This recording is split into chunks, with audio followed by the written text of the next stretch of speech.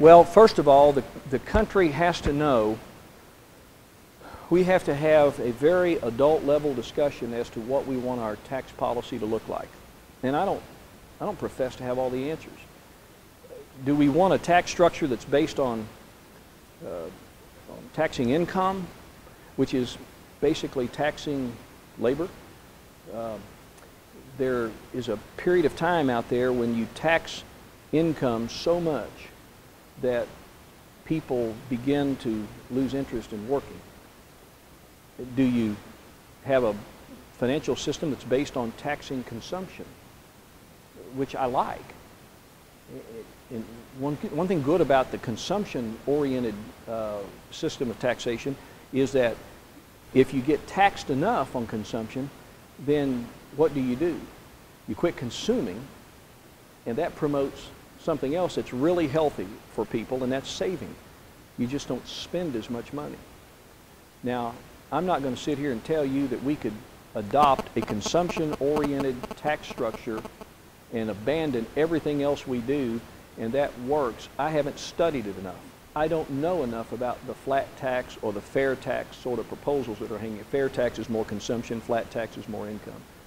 But I can tell you right now, come December 1st, when the Debt Commission returns from Chambers and starts telling the current administration how we're going to fix this debt problem that we have, and y'all know what it is. It's so many zeros out there. I don't know if we can count that high, but $13.5 trillion in debt on a glide path to $20 trillion by 2020. It's not a very good situation for your generation and for your kids and probably their kids. But the Debt Commission is going to come back and they're going to propose, I'm convinced, a value-added tax, a tax that doesn't show up on the tax receipt, but one that is imposed over the process of manufacturing. And I have said before, and I will continue to say, that we can ill afford more new taxes in any form until we can put people back to work, because I think it's precisely what's causing the entrepreneur to stay on the sideline. So on one hand, I like the consumption-oriented tax. I just don't know that the cost of implementation or the second and third order effects. I don't know if it's a 23% national sales tax rate that works. I've not seen the pro formas on it, and I would like to have more information, and I'm sure I will be provided that information when and if I'm elected to the U.S. Congress.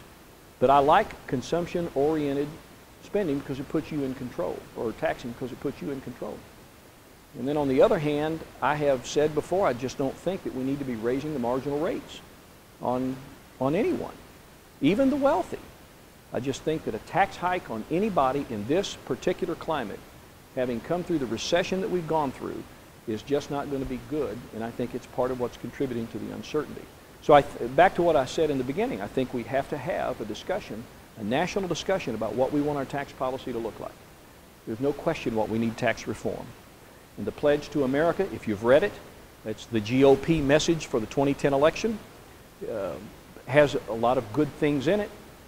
Not real sure that it goes as far on the reform side as what it needs to go, but I am looking forward to having a seat at the table and discussing those kind of options as we work through. Manufacturing, we've got, in terms of free market, the free market nature in which we operate, the United States has, I think, and I could be wrong on this, the second highest corporate tax rate. The European Union is already trimming corporate tax rates to become more competitive, and I think the United States of America is going to have to follow suit. I've advocated a 25% corporate tax rate. That's well over 10 points lower than what it is now. And I think in order to encourage development, we have to have tax credits for research and development.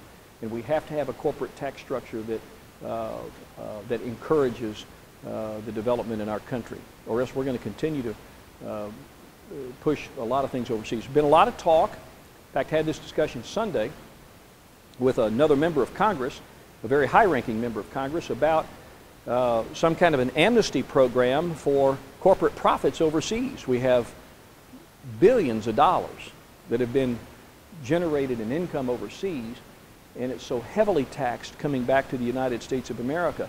Just imagine what life would be like in the U.S. if we could reduce tax burden on that money coming back and going to work in our country. Now, provided it doesn't go into a stock repurchase program or something that doesn't benefit us, but might benefit the corporate bottom line, I would think that those are the kinds of things that we need to be looking at if we're truly going to get serious about job creation in this country. Anyway, I've rambled long enough on taxes, but again, I do think our nation is going to have to come to the table and discuss as adults what we want tax reform and our future tax policy to look like.